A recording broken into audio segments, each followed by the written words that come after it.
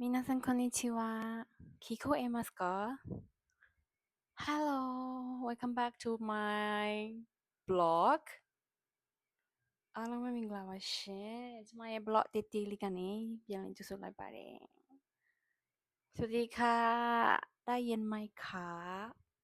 ဒီလေဘာသာပေါင်းစုံလည်းပြောနေဒီစကားအရင်ကျန်တော့ဗောနော်大家好欢迎来到我的视频你们听到我吗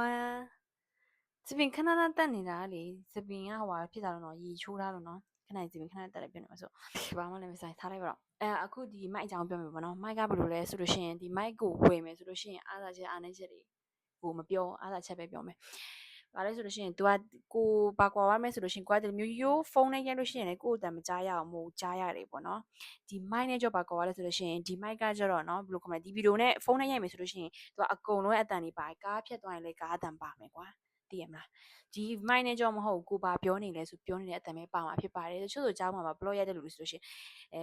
အခုနန်းဆက်ဆိုလို့ရှိရင်နန်းဆက်တို့ဒီတိုက်တည်းကြောနည်းနည်းနီးတယ်ကွာနန်းဆက်နေတဲ့တိုက်ကြောဟိုဘက်ကတခါကြာရင်ဒုံဒုံတန်းတန်းလို့ရှိရင်ကိုဒီဘက်မှာ blog ရတယ်ပဲဗီဒီယိုရလို့ရှိရင်ကိုတန်နေရသူတို့တန်နေရပါတယ်ပေါ့နော်အဲ့လိုမျိုးတွေအချိန်မှာကျတော့ဒီ mic ကလုံးဝအဆင်ပြေပြီးတော့နောက်တစ်ခါကျတော့အစားစားတဲ့ blog ပေါ့နော်အဲ့လိုမျိုးတွေဆိုလို့ရှိရင်ဒီဟာကိုတန်ကိုကြီးလင်းပါမှာဖြစ်ပါတယ်နောက်တစ်ခါကျတော့တကူရှင်းပြတဲ့ blog ဘာပဲပြော blog ရိုက်မဲ့လူတွေဗီဒီယိုရိုက်မဲ့လူဆိုရင်ဒီ mic ဆောင်လာတဲ့နယ်ဝယ်ထားတဲ့နယ်ဒါကကျတော့ကိုယ်အတန်မှတက်ပါမှာဖြစ်ပါတယ်ပေါ့နော်မြင်ဝင်စမ်းကြည့်ကြည့်ပါစမ်းကြည့်ဆိုတော့ဒါကိုယ်တိုင်စမ်းလို့ပြောပြရပါတော့ဒါအရန်ကောင်းတယ်ဒါဝယ်ဖို့အကြံပေးတယ်ဒါလေးဝယ်ကြပါ okay ဒီရှင်းတော့မှနေလို့ရနော်ဒီရဲ့ unboxing လုပ်တဲ့ဟာတော့နောက်ဗီဒီယိုမှာချိတ်ဆက်သွားပြီမယ်ကြည့်ပါအောင်ရှင် bye bye